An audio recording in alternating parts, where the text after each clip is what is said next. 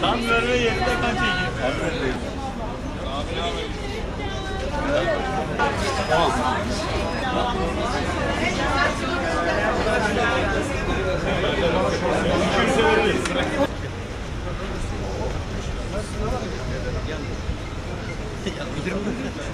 Muhtarlarımız da veriyor, herkes veriyor. Ne güzel.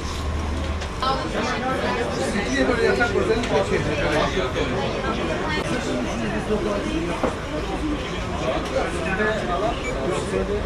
Evet, alabiliriz herhalde.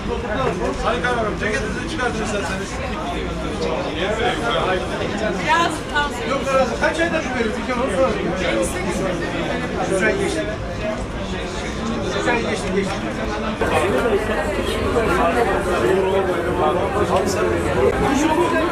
keresi benden aldım.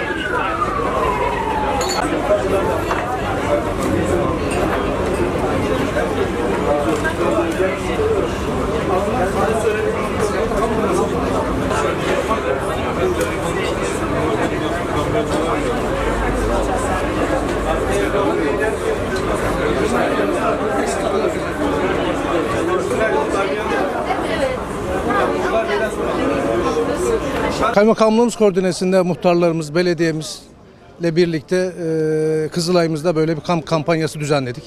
Şimdi ilçemizin çok farklı noktalarında, işte kaymakamlık önünde, belediyenin önünde, Halkalı Merkez Meydan'da ve cumartesi ve pazar günü de olmak üzere birçok noktada bunu sosyal medyadan da duyurduk. Vatandaşların kan vermeye davet ettik. Kan tabii üretilmeyen en önemli hayati bir sıvı.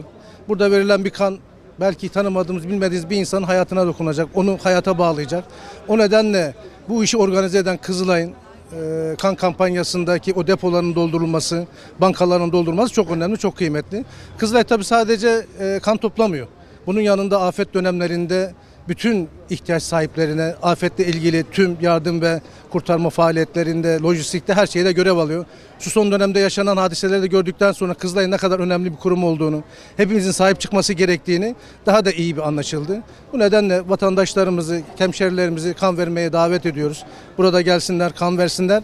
Hem birisine yardımcı olsunlar bir vatandaşımıza hem de kan vererek sıhhat bulsunlar diyorum. Veren herkese de teşekkür ediyorum.